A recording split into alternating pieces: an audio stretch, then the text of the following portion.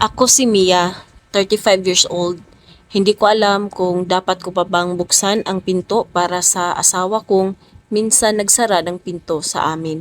12 taon kaming kasal ng mister ko, may 2 anak kami at sa kabila ng hirap ng buhay, pinilit kong buuin ang pamilya namin.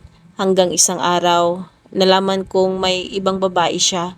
Nung una, itinanggi niya. Pero nahuli ko rin ang mga mensahe nila. Hindi lang pala simpleng pagkakamali. Matagal na pala silang nagkikita. Mas masakit pa, sinabi ng mister ko sa akin, hindi na kita mahal, siya ang gusto kong makasama. Parang gumuho ang mundo ko. Hindi ko siya pinigilan kahit wasak na wasak ako.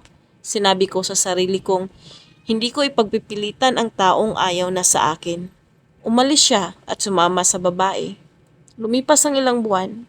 Akala ko tuluyan na kaming matatapos. Pero isang gabi, bigla siyang bumalik. Hinihingi niya na makausap ako. Akala ko magsusorry siya dahil nagsisi siya sa ginawa niya. Pero may mas malaking revelasyon. Hindi pala siya iniwan ng babae dahil nagsisi ito. Siya mismo ang gustong bumalik dahil nalaman niyang hindi pala ganoon ang babae sa totoong buhay. Nung una raw, sobrang sweet ng kabit niya. Pero nang magsama na sila, nakita niya ang tunay na ugali nito. Mapanumbat, mapang-insulto, silusa, at halos lahat ng problema ay ipinapasa sa kanya.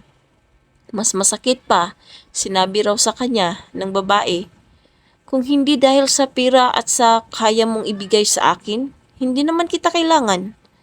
Doon niya raw napagtanto na mali ang pinili niya at ngayon gusto niyang bumalik sa amin.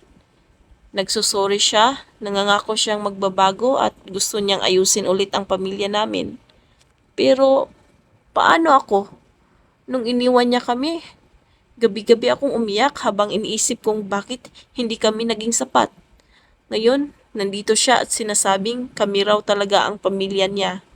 Pero paano kung bumalik lang siya dahil hindi naging maganda ang buhay niya sa kabit niya? Paano kung kapag naging maayos na ulit ang buhay niya, iwan niya ulit kami?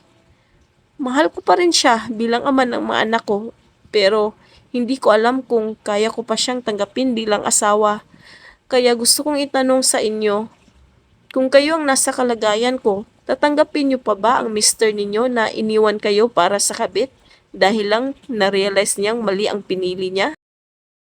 Ito ang maipapayo ko sa iyo, Mia. Hindi masama ang magpatawad, pero ang pagpapatawad ay hindi nangangahulugang kailangan mong agad ibalik ang dating relasyon. Sabi nga sa Biblia, be kind and compassionate to one another, forgiving each other just as in Christ God forgive you. Ephesians 4:32. Ang tunay na pagsisisi ay hindi lang, sorry, nagkamali ako. Nakikita ito sa pagbabago ng kilos, pagiging tapat at pagharap sa consequences ng kanyang ginawa. Kung babalik ang mister, huwag agad ibalik ang dating buhay dahil lang nanghinayang siya.